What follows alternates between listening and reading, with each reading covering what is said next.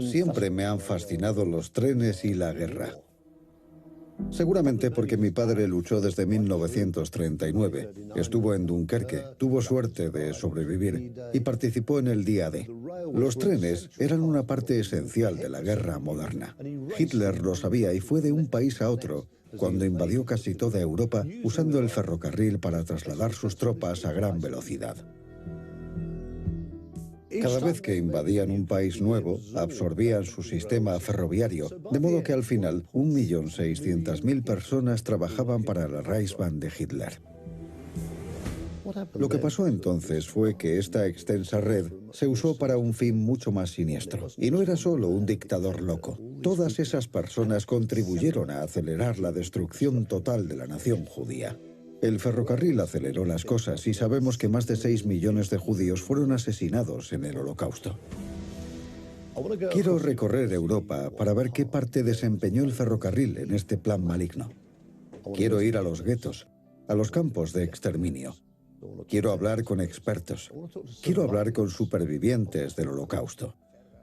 No será un viaje fácil, pero creo que es un capítulo terrible de la historia que nunca deberíamos olvidar. Especial Trenes Rutas Extremas. Los trenes del Holocausto.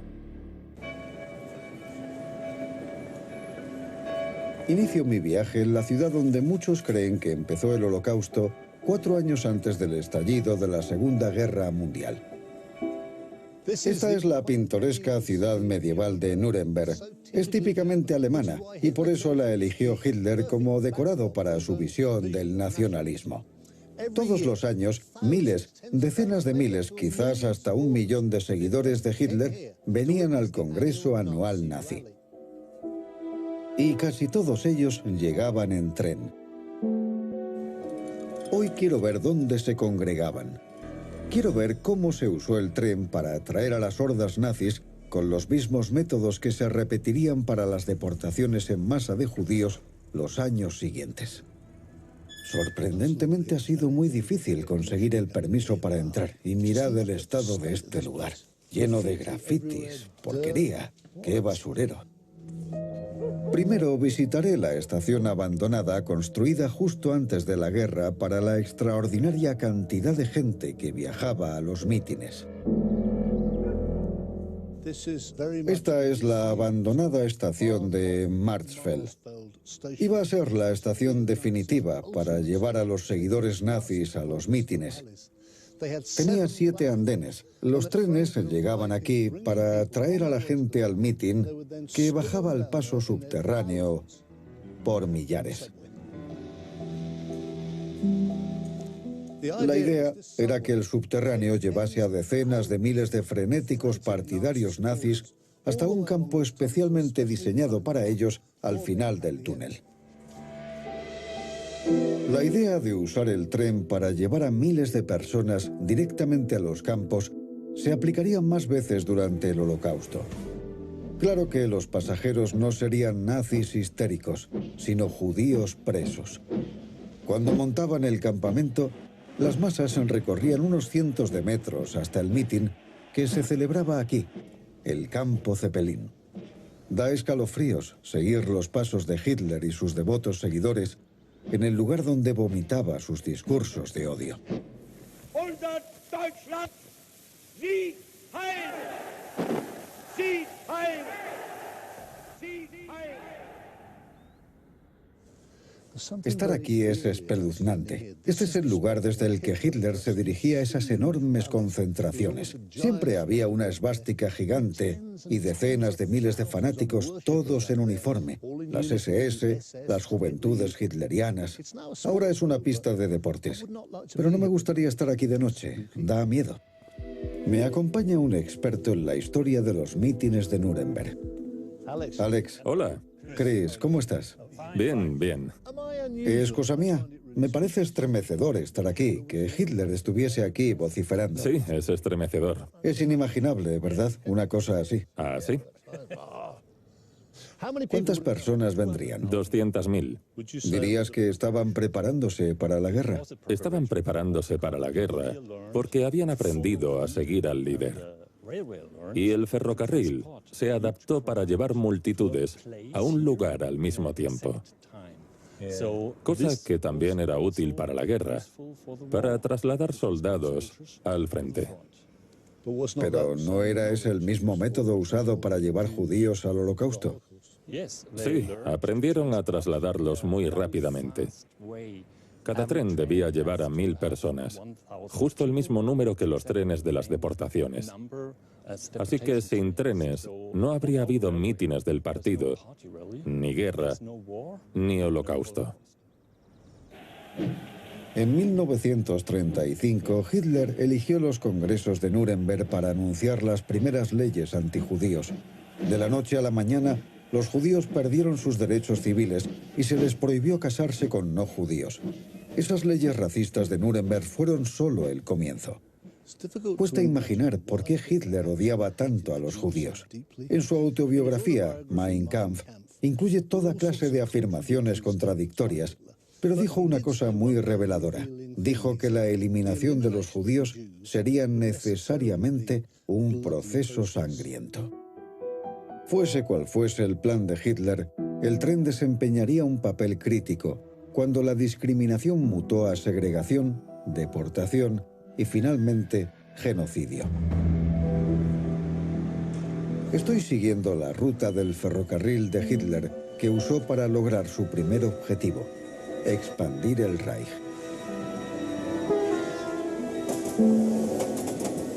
En 1938, Hitler se preparaba para la guerra y no podía hacerlo sin un ferrocarril eficiente. Por eso usó la Reichsbahn para transportar rápidamente a miles de soldados y ocupar Austria y la región a donde voy a ir hoy.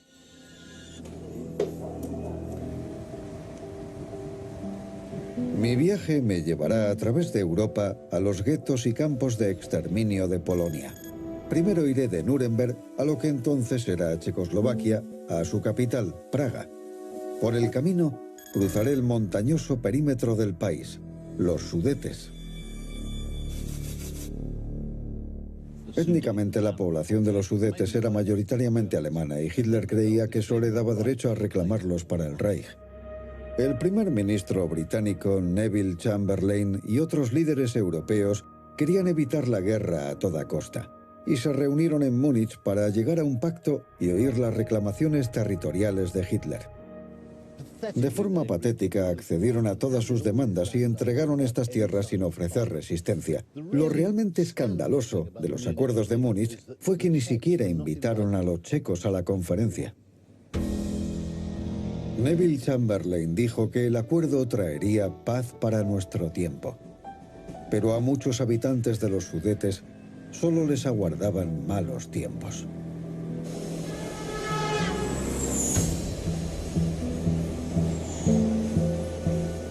En otoño de 1938 comenzó la cuenta atrás para la guerra cuando Hitler se anexionó los Sudetes.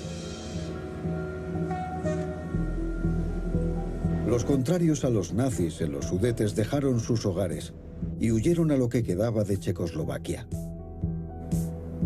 En Praga, equipos de voluntarios se aplicaban a encontrar rutas de huida para los más amenazados. Hubo un enorme problema con los refugiados y un miedo creciente a que los nazis ocupasen el resto del país. Pero en esta parte de la ciudad había un par de hoteles donde hacían listas secretas de las personas más vulnerables que había que sacar del país, y rápido.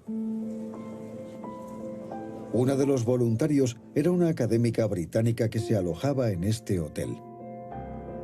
Doreen Warriner vino a Praga para ayudar a refugiados políticos, pero acabó teniendo un papel destacado en el rescate de niños judíos. Redactó listas con miles de hombres y mujeres que serían asesinados con toda seguridad si caían en manos de los nazis. Les consiguió trenes y visados para el Reino Unido e incluso acompañó a algunos en el viaje. Warriner trabajaba incansablemente y solía terminar el día en el bar del hotel con un zumo de tomate. Pero en enero de 1939, una inquietante noticia que pondría en riesgo su obra interrumpió su velada. Una noche, un grupo de alemanes reía y bebía, celebrando algo. Pero un pálido camarero, un judío, parecía preocupado. Cuando Warriner le preguntó por qué estaban tan contentos los alemanes, dijo que porque ahora iban a por Checoslovaquia. Ella preguntó cuándo, y él dijo, en marzo. Esa asombrosa predicción se cumplió el 15 de marzo. La ambición de Hitler no se detuvo en los Sudetes. Quería toda Checoslovaquia. Los judíos checos perdieron sus derechos y acudió a Warriner un aluvión de familias desesperadas por huir. Gran Bretaña prometió ayuda, pero con limitaciones. El Ministerio Británico del Interior accedió a acoger a algunos niños, pero con ciertas condiciones. Debían ser menores de 17 y sus padres tenían que abonar 50 libras, una fortuna para la época, y había que encontrarles hogares de acogida en Gran Bretaña. Eso implicaba separar a los niños de sus padres. Max Spitzer y su esposa Pavla tomaron esa dolorosa decisión y solicitaron que sus 3 hijas fueran trasladadas a Gran Bretaña. La menor, Susana, solo tenía 7 años. Casi 80 años después, he quedado con Susana en el andén desde el que partió para Inglaterra en julio de 1939. La estación moderna es tan ruidosa que nos vamos a la sala de al lado para ver una extraordinaria película doméstica que hizo su padre días después de la invasión nazi. Ahí está la esvástica. Ese es el castillo. Cuando lo ocuparon los alemanes. Mi padre lo filmó en secreto.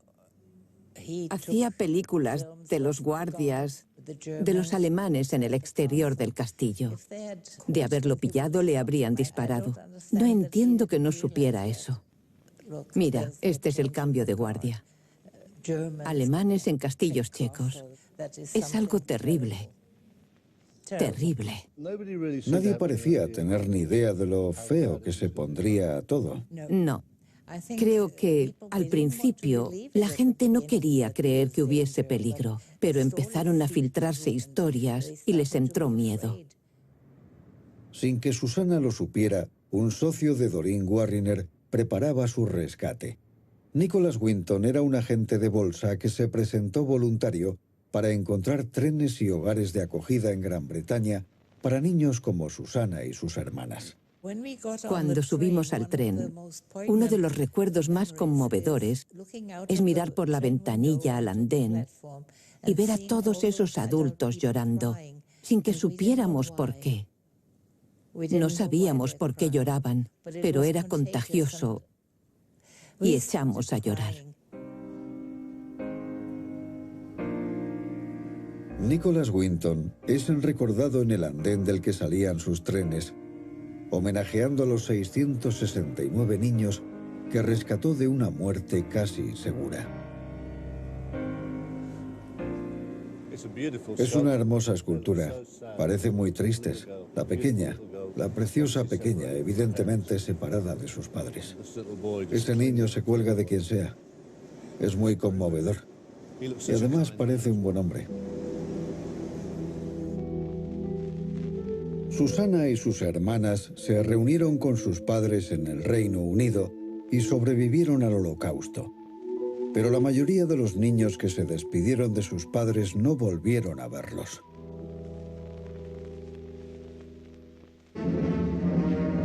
El 1 de septiembre de 1939, toda esperanza de más trenes de rescate a Gran Bretaña acabó abruptamente cuando Hitler invadió Polonia.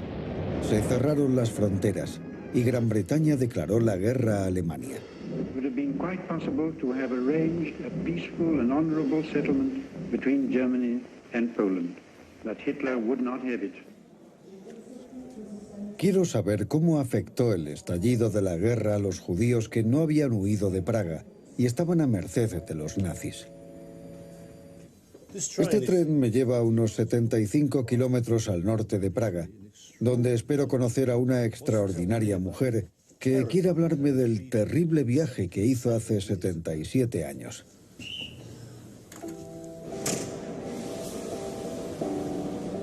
Buenos días. Buenos días. ¿Eres Helga? Sí, encantada. Soy Chris. Vas muy elegante. Gracias. Helga Beissova era hija de un próspero banquero hasta que obligaron a su familia y a todos los judíos de Praga a entregar su casa y sus bienes y subir a un tren para vivir en un gueto. Helga, ¿qué recuerdas de este viaje hace 77 años? Lo recuerdo todo. Hay cosas que no puedo olvidar, pero recuerdo cómo viajábamos en ese momento, porque no hacía buen día. Hacía frío, nevaba. Era diciembre de 1941. Yo tenía 12 años. Los hombres de las SS nos gritaban y nos ordenaban qué hacer, metiendo prisa continuamente. Helga y yo haremos el mismo viaje que hicieron ella y su familia en 1941, hasta una ciudad amurallada llamada Terezín. Cuando empezaste el viaje, ¿qué creías que habría al final? Quizá éramos un poco ingenuos. Nos dijeron que iban a concentrarnos en un gueto y supusimos que no nos alcanzaría la guerra y que de algún modo sobreviviríamos. ¿Qué te permitieron llevar contigo? Muy pocas cosas. Nos permitieron 50 kilos de equipaje. 50 kilos no son muchos. Desde niña siempre me ha gustado dibujar, así que metí en la maleta una caja de acuarelas, lápices y papel. Llegamos a la estación donde se apeó Helga. Está a unos 3 kilómetros del campo de Terezín.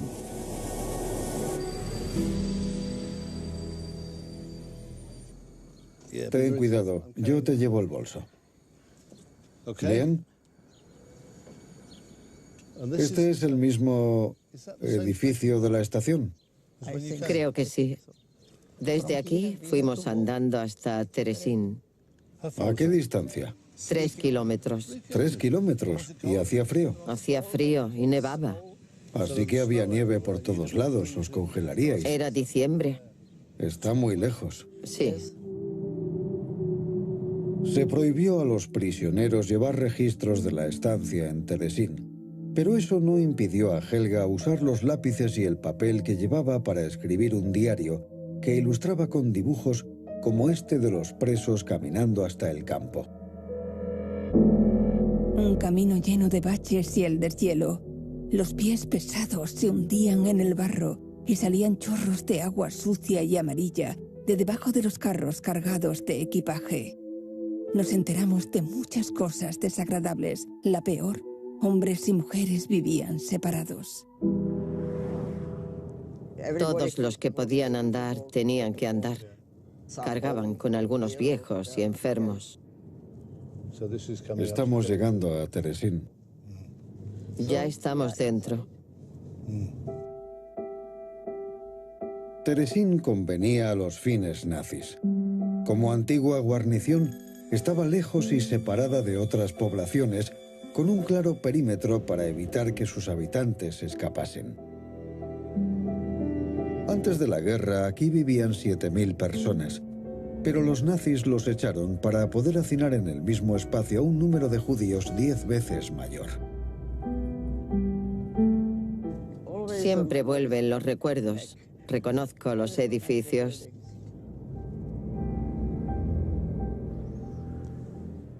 ¿Esta es la puerta original? Sí, era la puerta por donde entramos.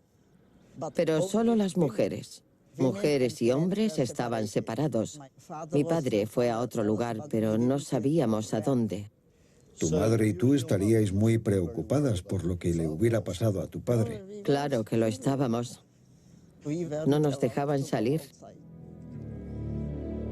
El dibujo de Helga del pasillo interior de los barracones nos da una idea de lo dura que era la vida. La niña del camastro tiene tuberculosis. ¿Cuál crees que era la ventana de tu dormitorio? Estaba por aquí.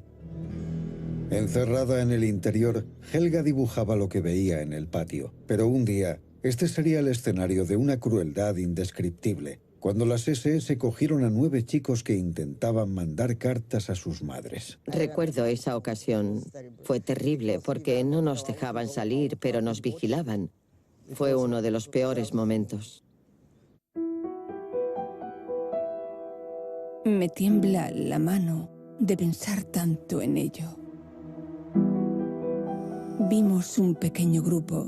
Delante y detrás estaban las SS. Y en el centro, 9 jóvenes con palas al hombro para cavar sus propias tumbas. 9 condenados a muerte. ¿Qué cosa tan terrible habían hecho para que los tratasen con tanta crueldad? Los colgaron aquí. Solo querían que sus padres supiesen que estaban vivos. Helga presenció las ejecuciones desde un pequeño cuarto compartido con otras 20 personas. Hacinados, literas triples, un cubo o algo por el estilo para el aseo básico, chinches, piojos, todas las enfermedades. Inimaginable. Miles de personas viviendo así durante años. Y claro, cada uno de ellos debía llevar la estrella de David judía. ¿Había muchos enfermos? En esas condiciones, si estallaba una epidemia, había muchos contagios. Hacíamos lo que podíamos, pero morían muchos cada día. En 1943, la vía se amplió para entrar directamente al campo. Pero no para hacer más fácil el viaje de los judíos a Terezín. Los trenes llegaban para llevarse a los judíos a un lugar que se rumoreaba que era aún peor. Un campo llamado Auschwitz. En este campo, ¿teníais alguna idea cierta de lo que sucedía en otros como Auschwitz? No lo sabíamos. Esperábamos o creíamos que habría un gueto como el de Terezín. O tal vez mejor. No imaginábamos... No lo creíais. Que fuese mejor. Imaginábamos que sería peor, pero no teníamos ni idea de que sería tan terrible. Helga vivía con el miedo de que la seleccionasen para el traslado, lo que solía ocurrir de noche. En su diario, recuerda el momento en que eligieron a su padre, Otto, y se despidió antes de ser obligado a subir a un tren. Tus ojos relucían extrañamente y tu mano tembló cuando me apretaste contra ti por última vez. ¿Qué significaba? ¿Adiós o hasta pronto? Papá, ¿creías que volveríamos a vernos? ¿Llegaste a saber que fue de tu padre? Nunca supimos dónde murió. Seguramente, al llegar a Auschwitz, lo mandaron directamente a la cámara de gas. Nadie ha encontrado su nombre en ningún sitio, así que la última vez es cuando salió de Terezín. Tenía 46 años. Terrible. Bendita seas. 5 días después de la marcha de su padre, Helga y su madre fueron trasladadas a Auschwitz. Casi todos los deportados eran asesinados al llegar, pero milagrosamente Helga y su madre sobrevivieron. Sorprendentemente también sobrevivieron sus dibujos y su diario. Su tío los ocultó en una pared después de que ella dejase estos barracones. El tren trajo 150.000 presos a Terezín. 33.000 murieron aquí y muchos más en Auschwitz.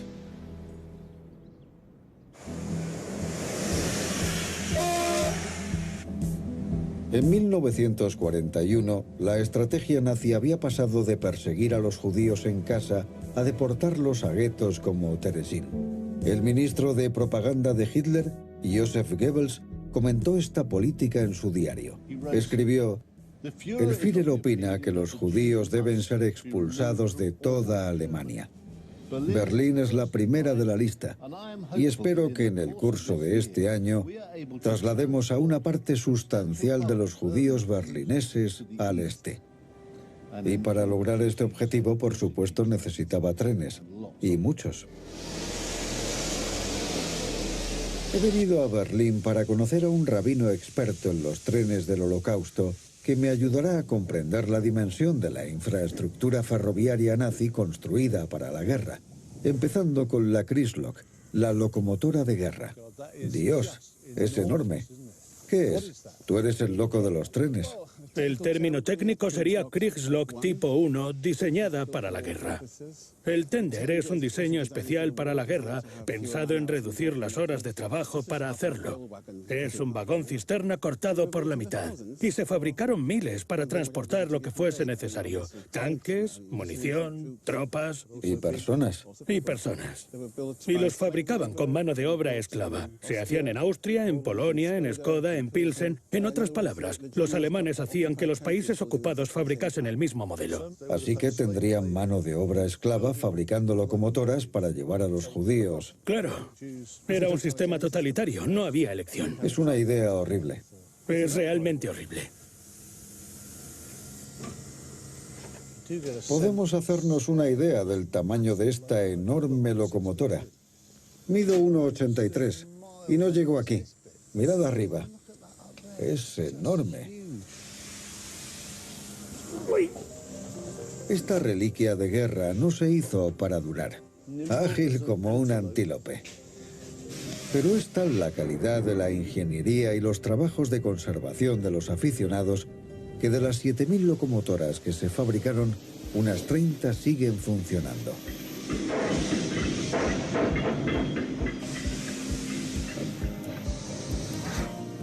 Esta lleva a la gente a excursiones culturales por el campo.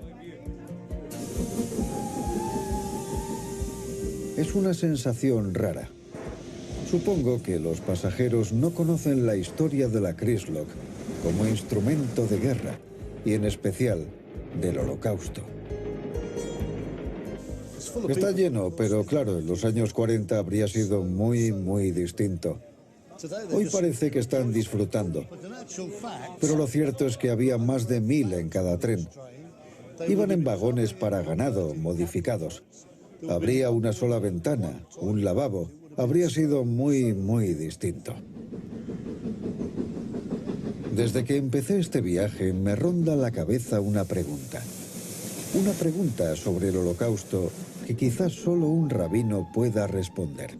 ¿Por qué crees que pasó? ¿Qué sentido tenía? Lo siento, ahí me has pillado.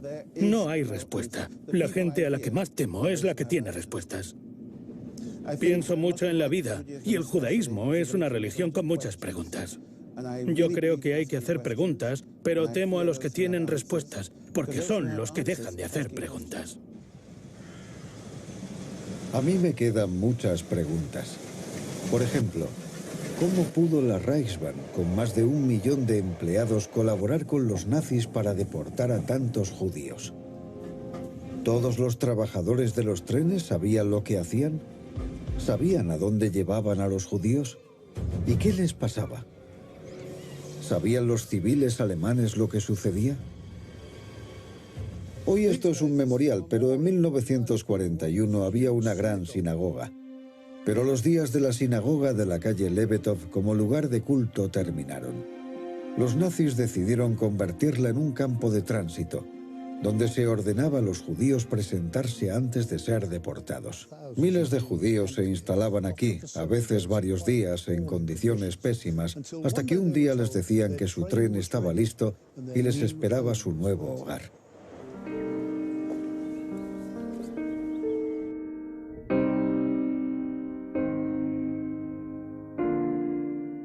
Lo que sería especialmente degradante, creo, es que muchos judíos procedían de casas elegantes, debían de haber sido muy ricos, y casi todo este paseo, esta caminata hasta la estación, es una zona acomodada. Pero parece que nadie vio nada. No hay un solo relato de testigos oculares del traslado de judíos a la estación y al andén 17. Está claro que hace años que no se usa esta parte de la estación. Mirad los árboles creciendo entre las traviesas. Casi percibo los fantasmas de los 50.000 judíos deportados de Berlín. Su humillación total cuando los obligaron a pagar sus billetes de ida.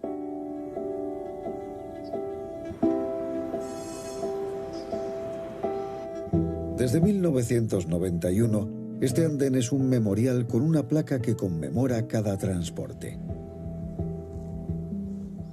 Este es el primer tren, el primero que trasladó a judíos desde aquí.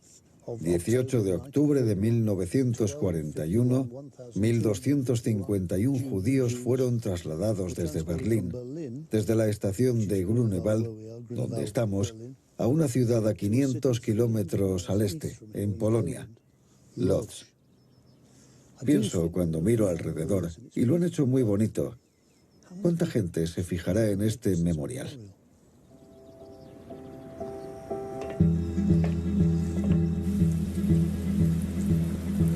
Ya no hay trenes de Grunewald a Polonia, así que tomaré la ruta moderna, desde la elegante estación central de Berlín.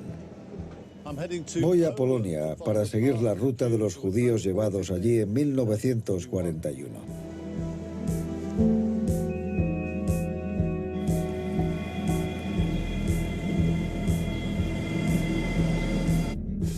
Esta ruta me llevará 500 kilómetros al este hasta Łódź. Pero antes quiero parar en un lugar llamado Gniezno para ver los restos de una enorme playa de maniobras construida como parte del plan de Hitler para conquistar el este. Operación Barbarroja era el nombre en clave de la invasión de la Unión Soviética. En Mein Kampf, Hitler escribió que el pueblo alemán necesitaba más espacio y quería crear territorios alemanes en Ucrania. Lo que la India fue para los ingleses, escribió, será Rusia para nosotros. En junio de 1941, tropas de asalto nazis entraron en la Unión Soviética. Mataron a casi 1 millón de judíos y comunistas a sangre fría. Estas masacres marcaron una nueva fase del Holocausto, eufemística y grotescamente llamado solución final a la cuestión judía. Pero Hitler tenía un problema.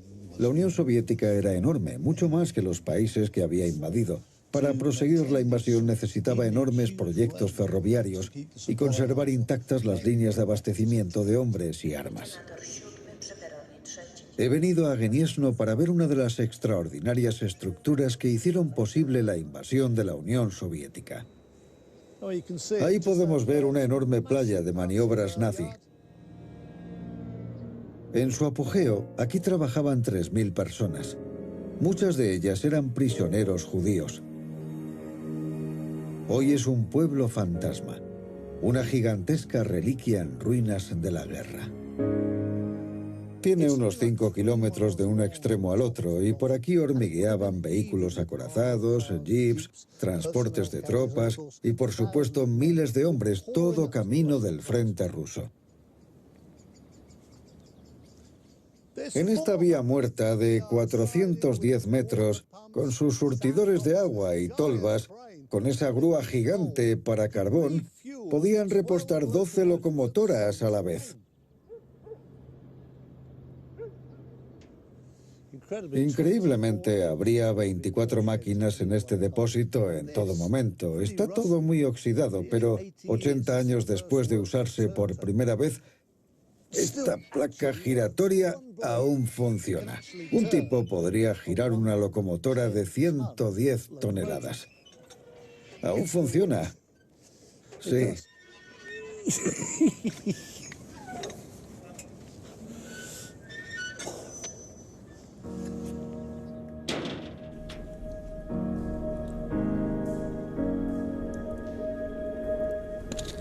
Por todo el depósito hay recuerdos de que en Polonia más de 150.000 polacos y judíos fueron obligados a trabajar para los trenes de Hitler.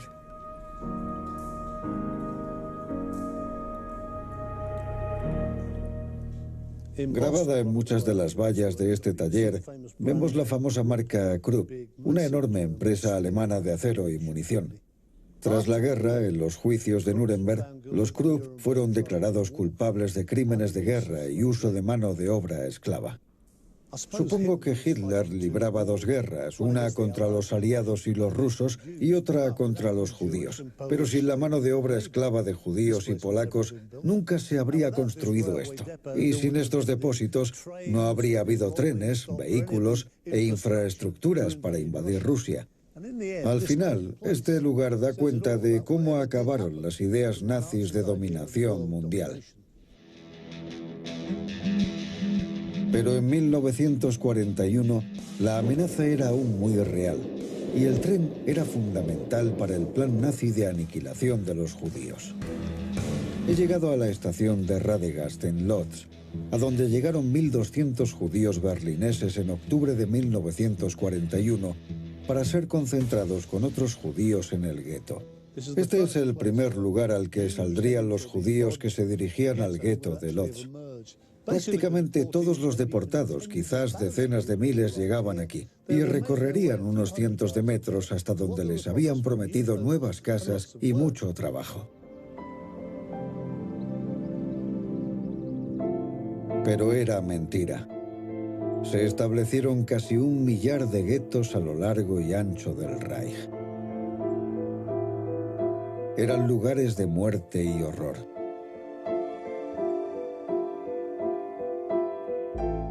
Como casi todos los guetos, el de Lodz estaba cerca de una estación de tren. Se levantó un perímetro para separar a los habitantes del resto de la población de la ciudad. Solo 2 calles valladas cruzaban el resto, para que a los judíos no les fuese más cómodo atravesarlo. La línea de tranvía que pasaba por una de esas calles sigue operativa, y puedo hacerme una idea de cómo debía de ser el gueto.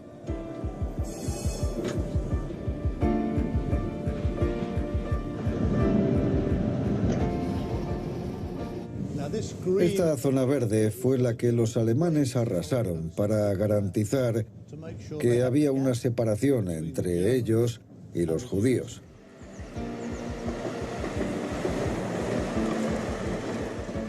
Había vallas de madera a todo lo largo de la ruta y 164.000 personas se hacinaban en esta zona de menos de 4 kilómetros cuadrados. Ha cambiado tan poco que es fácil imaginar cómo era la vida.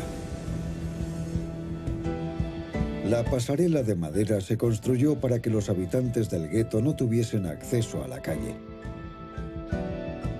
Hacinados, explotados, presa de enfermedades, la policía nazi tenía orden de disparar a cualquiera que se acercase al perímetro.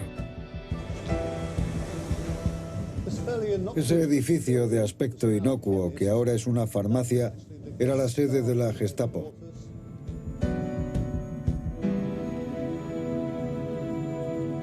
Hoy he quedado con un hombre increíble que sobrevivió a los horrores de este lugar. Un hombre que engañó a la muerte muchas veces. Gracias. Es asombroso que esté aquí para contarme su historia. Arek Herz era un niño cuando llegó.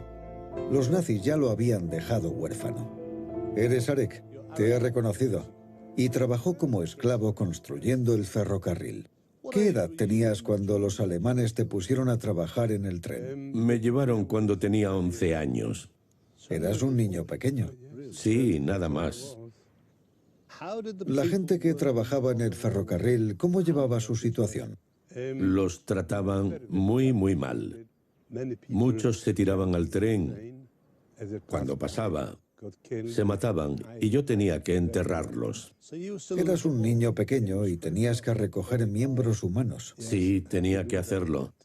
Colgaban a muchos y también había que enterrarlos. Empezamos siendo 2.500 hombres.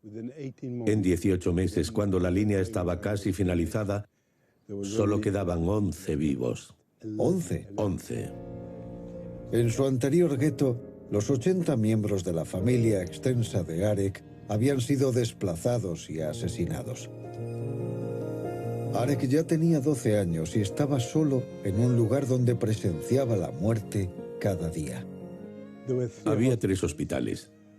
Un día vinieron los SS y arrojaron cuerpos desde el primer y segundo pisos a camiones. ¿Personas del hospital? Sí. ¿Había alguno vivo? ¿Estaban vivos? Sí, seguían vivos.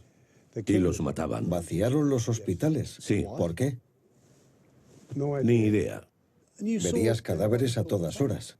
A todas horas. En carros. Se llevaban los cadáveres de la calle. La gente se desplomaba en la calle, los niños se desplomaban en la calle, morían de desnutrición. Estos crueles crímenes son casi inimaginables. Pero el cementerio judío de la ciudad lo dice todo. La mayoría de los que murieron en el gueto de Lodz están enterrados en estas fosas comunes. 43.000 personas están enterradas aquí, y son solo las que murieron en el gueto de Lodz. Y en las paredes, los que se llevaron del gueto y mataron. Nunca había visto esto en una tumba. Mirad, pone asesinado en todas partes. Abuela Esther asesinada en 1942. Madre asesinada en Auschwitz en 1944. Hermana asesinada en Treblinka. Hermano asesinado. Toda la familia Talman asesinada durante la guerra. Nunca había visto nada igual. Y todo por culpa de un malvado demente bajito. Quizá lo más siniestro de todo era que muchos de los que murieron fueron seleccionados para morir no por los nazis, sino por otros judíos. Los nazis obligaban al Consejo de Ancianos a seleccionar personas para ser reubicadas. Seguramente no imaginaban el destino que esperaba a los que elegían.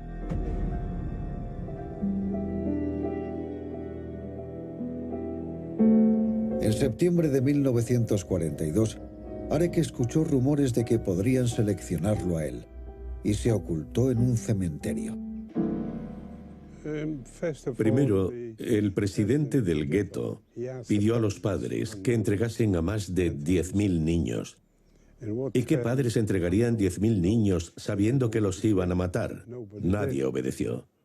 Muchos padres escondieron a sus hijos y muchos fueron asesinados cuando las SS los encontró. Yo me escondí detrás de una lápida y rezaba a Dios para que no me pillasen porque estaba en el grupo de edad que se querían llevar. Si las SS encontraban a los niños, ¿qué hacían? Dispararles. Se estaba escribiendo el siguiente capítulo maligno del Holocausto. Y si quería seguir vivo, Arek debía esconderse entre los muertos. Mientras él se ocultaba, miles de niños y adultos eran detenidos, llevados a la estación de Radegast y llevados lejos al campo. El hombre que decidió trasladar a los niños de aquí fue uno de los mayores criminales del Holocausto, el Sturmbannführer SS, Herbert Lange.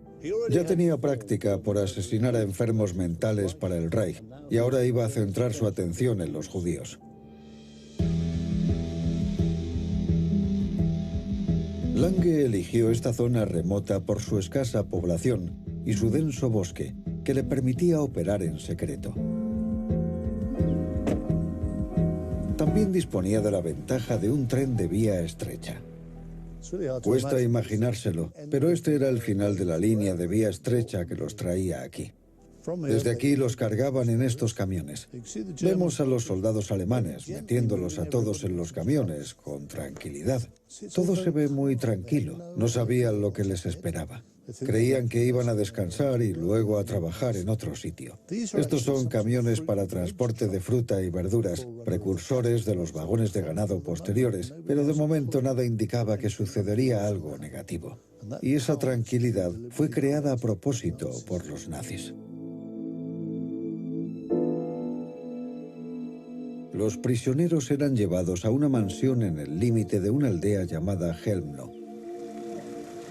Allí los recibía un comandante que los saludaba con una voz tranquilizadora. Este sitio me da escalofríos. Hay que imaginarlo con una valla alta de madera alrededor y alambre de espinos por arriba, pero hay una bonita iglesia allí, dominando el valle. Allí había un granero, y todo esto era una magnífica mansión que los alemanes volaron cuando finalmente completaron su labor. Ahora es un yacimiento arqueológico donde los historiadores reconstruyen el funcionamiento del campo. Unas 100 personas cada vez pasaban por aquí, bajando esta escalera, entregaban sus objetos valiosos y hasta les daban un recibo. Luego pasaban a una sala mucho más grande. Allí se desnudaban. Había carteles cínicamente tranquilizadores que decían cosas como dormitorios, servicios, y bajaban al sótano para ducharse. Entraban en este estrecho pasillo que están excavando ahora. Y entonces, de repente, acababa el fingimiento. Los obligaban a avanzar a culatazos y latigazos por aquí, por ese estrecho corredor, subir a una rampa y meterse en furgones. Luego cerraban la puerta. Esos furgones no eran normales. Estaban sellados herméticamente con grandes tornillos en las puertas. El gas de latas y del escape del furgón entraba en el remolque. En cuestión de minutos, todos los que había dentro estaban muertos. Cuando se despojaba a los cadáveres de cualquier objeto valioso que les quedase, los tiraban en el bosque cercano. Este era un campo experimental, donde los nazis aprendieron a asesinar con eficacia y en masa. Este fue en realidad el primer campo de la muerte, ¿no? Ni trabajo ni nada, solo muerte. Fue el primer campo de exterminio que los alemanes abrieron en la Polonia ocupada, el primer lugar donde se usó gas para matar judíos en masa. Sabemos que desde que llegaban hasta que morían, pasaba alrededor de 1 hora. No paro de darle vueltas. He visitado lugares donde se ha cometido genocidio en Ruanda y he visto sangre en las paredes, el zapato de un niño pequeño. Aquí no hay nada que ver, pero sabemos qué pasó. El comandante daba su discurso de bienvenida unas 10 veces al día a camiones llenos de judíos que sabía que morirían en cuestión de minutos. Alrededor de, no sé, 200 o quizá 300.000 personas murieron aquí. 100.000 probablemente fueron gaseadas donde estoy yo ahora. Es una idea terrible. Detrás de una lápida, a 100 kilómetros de allí, en Lodz, un huérfano aterrorizado seguía ocultándose. Su ingenio y rapidez salvaron a Arek de morir en Helmlo. Ahora tenía que concentrarse en seguir vivo. Cuando pensó que el peligro había pasado, volvió clandestinamente al gueto y buscó un sitio nuevo para vivir. Se quedó en este orfanato 2 años más. Pero en 1944 parecía que la guerra empezaba a volverse en contra de Alemania. Aquí había unos 180 niños. ¿También era parte del gueto? Sí. En esa calle de allí era donde estaba el alambre. ¿Y guardias? Sí. Armados. ¿Los SS? Sí. ¿Y qué hacías tú aquí? ¿Tenías algún trabajo? Sí. Trabajaba en una fábrica.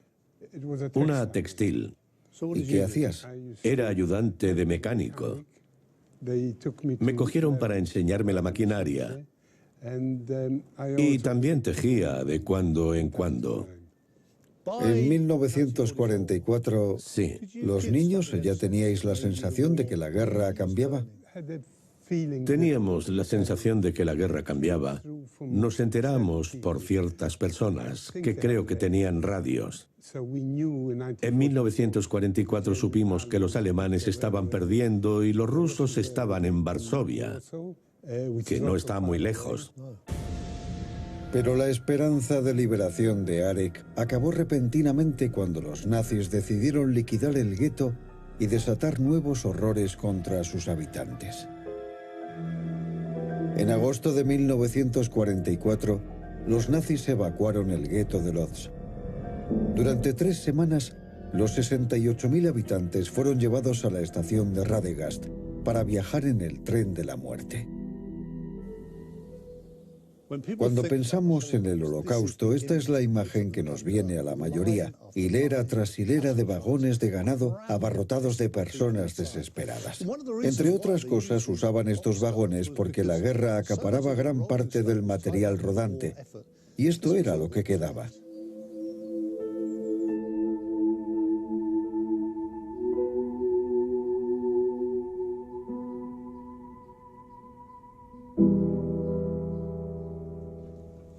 Así es como viajabais. Sí. Este era nuestro Viaje. Alambre de espinos Sí. en la ventana. Todas las ventanas lo tenían. No podía escapar nadie, ¿verdad? Sí. ¿Cómo ibas a salir de ahí? No se podía, pero ponían alambre de espinos para asegurarse. ¿Cómo era? Supongo que debía ser... Horrible. Sí. Sí, 100 personas de pie. No podías sentarte. ¿Un lavabo? ¿Un cubo? Un cubo, sí. Y una manta para taparnos. Las vergüenzas. Sí, ¿Murió alguien en el trayecto? una persona. ¿Quién era? Una mujer. Se desplomó, pero el tren siguió y nadie se fijó en ella. La dejamos en un rincón y eso fue todo. Arek ha accedido a rehacer el terrible viaje que hizo en agosto de 1944 con otros 184 huérfanos desde Lodz a un pueblo del sur de Polonia llamado Oswiecim. Por entonces, este era un nudo ferroviario con mucho tráfico y con líneas que se extendían por toda la Europa nazi que se usaron para trasladar a más de 1 millón de judíos y otros prisioneros a esta zona. Estaba inquieto porque nos dijeron que trabajaríamos en fábricas, Ya. pero yo no sabía qué nos esperaba. Cuando llegasteis, aunque llevabais 2 días hacinados y teníais hambre, ¿recuerdas tu primera impresión cuando miraste afuera? Miré por una rendija del tren y vi a los SS con perros. Eso me inquietó de inmediato, porque sabía que las personas más horribles nos estaban esperando.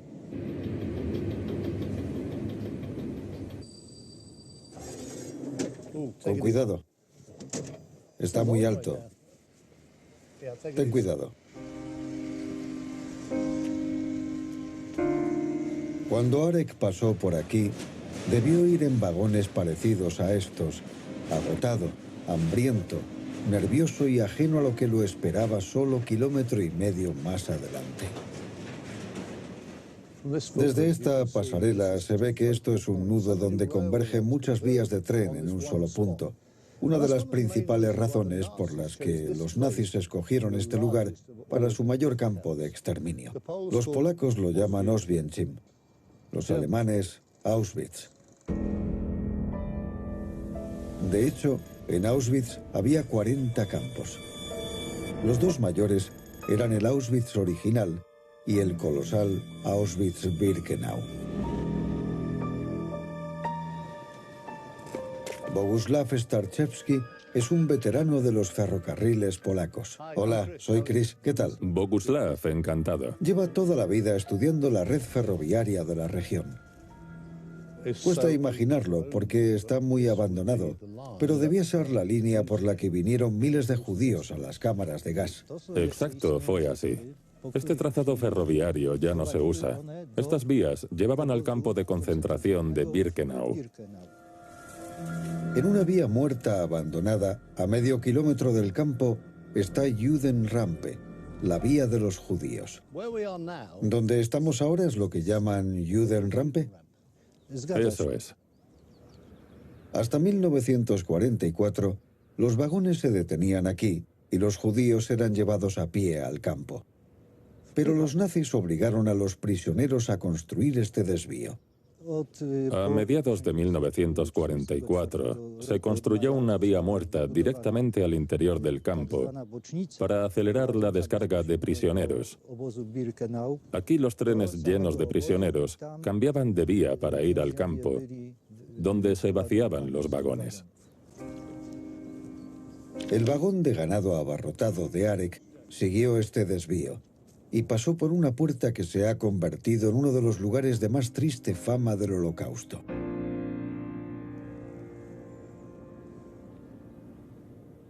Se llama Puerta de la Muerte porque prácticamente todos los que recorrían esta vía y atravesaban esa puerta eran asesinados. En su apogeo, en 1944, en solo 8 semanas, más de 430.000 judíos cruzaron esa puerta y no volvió a verse a casi ninguno de ellos. Birkenau es el lugar donde las lecciones aprendidas en Nuremberg, en los guetos y en Chelmno se combinaron con una maldad y eficiencia sin precedentes. Es un lugar enorme y las dimensiones de lo que hicieron los nazis son colosales.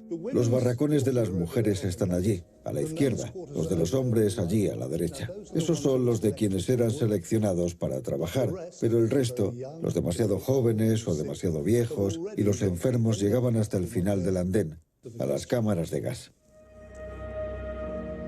Cuando los recién llegados bajaban al andén, los sometían a una selección. Era supervisada por el doctor Josef Mengele, conocido como el Ángel de la Muerte. Su equipo decidía entre vida, muerte o el envío a crueles experimentos médicos. Arek y los demás niños del orfanato eran demasiado pequeños para trabajar. Parecía seguro, al menos para Arek, que los seleccionarían para morir. El tren paró ahí, en esa vía, y nos acercamos a 3 oficiales de alta graduación. Estaban aquí, de pie. Porque uno de ellos era, ahora lo sabemos, Mengele. Mengele, sí. ¿Y qué hicieron Mengele y compañía? Te elegían para morir o vivir. A este lado morías.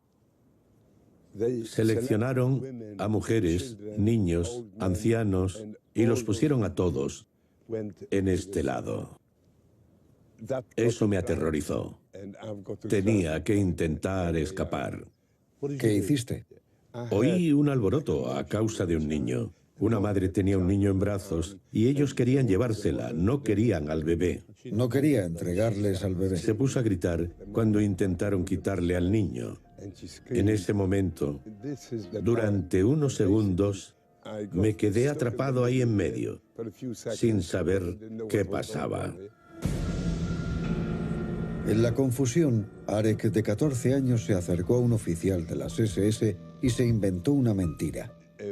Uno de los oficiales me preguntó mi edad. Le mentí. Le dije que tenía 17 años y que era cerrajero. Cosa que no eras. No, nunca lo he sido. Nunca. ¿Por qué pensaste en un cerrajero? Solo se me ocurrió eso. Cosas de mecánica. Los alemanes querían cualquier cosa de mecánica. Y me dijeron que me fuera a ese lado. Y los demás se fueron a la izquierda. Todos ellos. Había 182 niños. ¿Del orfanato? Del orfanato. Y los mandaron a todos a ese lado. ¿Tus amigos? Todos. ¿Y no volviste a verlos? No, no.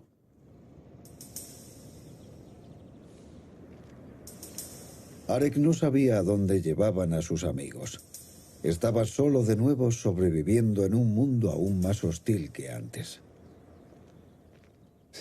El hambre era moneda corriente. Hierba. Ahora ves hierba. Antes no había ni una brizna. La cogían y la cocinaban. Aquí había una maquinaria de la muerte. Arek se salvó de una muerte segura mintiendo con su edad. Ahora tenía que vivir como un adulto, en barracones de hombres con 500 más.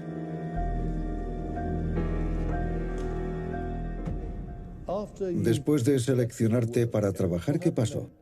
Me raparon. Me duché y me dieron la ropa. ¿Eran esos pijamas de rayas? Los pijamas de rayas, sí. Y te daban un par de zuecos. Ya. ¿Y el tatuaje? ¿Te tatuaron un número? Y el tatuaje del brazo, sí. Yo era el B7608. Que recordarás cada día de tu vida. Cada día. ¿Te llamaban por tu nombre o decían el número? Solo el número. Era solo un número. Para entonces ya había perdido el nombre. Esto son tablas. Dormíamos sobre las tablas, sin colchón. ¿Sábanas? No. ¿Almohadas? No. Nos quitábamos la ropa, enrollábamos los pantalones y nos los poníamos en la cabeza. Así dormíamos. ¿Y cuántos erais aquí? Unos 10 en cada litera. ¿Cómo eran las noches? La gente roncaba, lloraba, tosía, en cada cama. Era terrible. ¿Te lo imaginas? Imposible. ¿Moría gente durante la noche? Mucha gente, sí.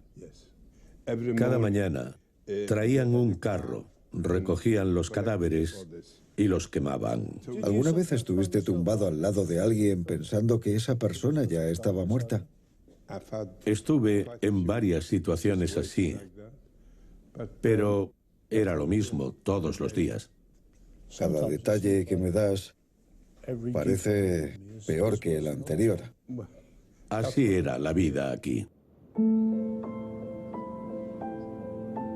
Mientras Arek luchaba por sobrevivir, cada día llegaban más trenes que llevaban a más judíos a la muerte.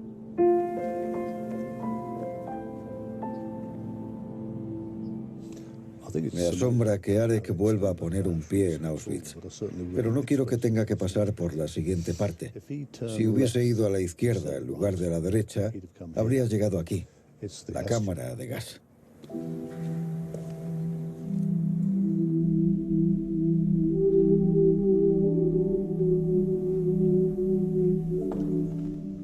Conocemos la historia de este lugar, pero lo que sucedió aquí es casi imposible de creer.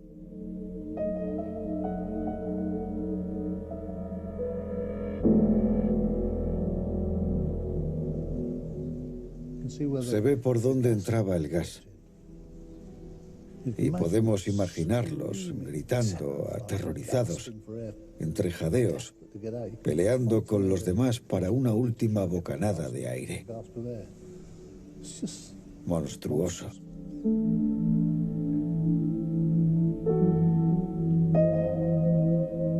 Luego, los muertos eran introducidos en estos hornos e incinerados.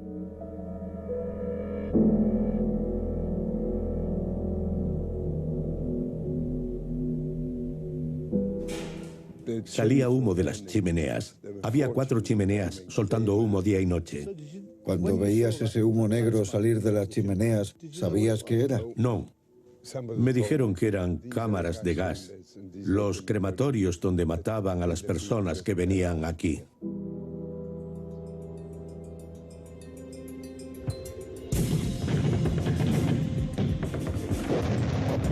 Pero la garra nazi se debilitaba. En enero de 1945, el ejército rojo soviético avanzaba por el sur de Polonia hacia Auschwitz. ¿Pensaste que llegaba el final de la guerra? Sí, vimos como 500 bombarderos volando bajo. ¿Sobre Auschwitz? Sobre Auschwitz, sí. Y vimos tanques volviendo a Alemania. Parecía que se iban de Polonia. Sí, y oíamos la artillería rusa a lo lejos. Finalmente, el 27 de enero de 1945, los rusos liberaron Auschwitz y lo que hallaron los dejó horrorizados. Liberaron a los prisioneros, pero Arek no estaba entre ellos, porque unos días antes, las SS habían empezado a evacuar prisioneros a punta de fusil. ¿Os sacaron del campo? Sí, estábamos a 25 bajo cero. Nevaba mucho e íbamos andando en pijama y zuecos. Nos decían que nos llevaban a otro campo. ¿De cuánta gente hablamos? Cientos. Todos estarían muy débiles para entonces. Así era. Caían en las cunetas. Al que no podía caminar le pegaban un tiro en la nuca y dejaban el cadáver a un lado del camino. ¿Y qué suministros teníais? ¿Teníais comida, agua? ¿Qué teníais? Absolutamente nada. Los alemanes estaban en retirada, con cada vez menos campos disponibles. Durante 3 meses, Arek y otros miles de prisioneros de Auschwitz fueron trasladados de un campo a otro. Estas extraordinarias imágenes de aficionado muestran a los prisioneros de Auschwitz en vagones para carbón. Los evacúan al oeste por Checoslovaquia. ¿Qué recuerdas de tu último viaje? Nos metieron en un tren en vagones abiertos, sin techo. Comíamos hierba cocida. Y también me comí un zapato. ¿Te comiste un zapato? Lo corté y quemé el cuero. ¿Eso era alimento? ¿Eso te mantuvo vivo, comer un zapato? Trozos de cuero. Ya estabais desesperados. Mucho. No nos daban comida. La mayoría murió en ese viaje.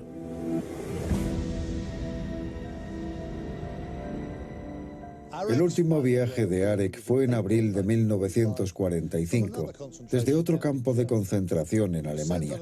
Lo enviaron allí con 3.000 más durante un mes. Solo sobrevivieron 600. Arek acabó en Terezín, Checoslovaquia, donde fue liberado por los rusos el 8 de mayo de 1945.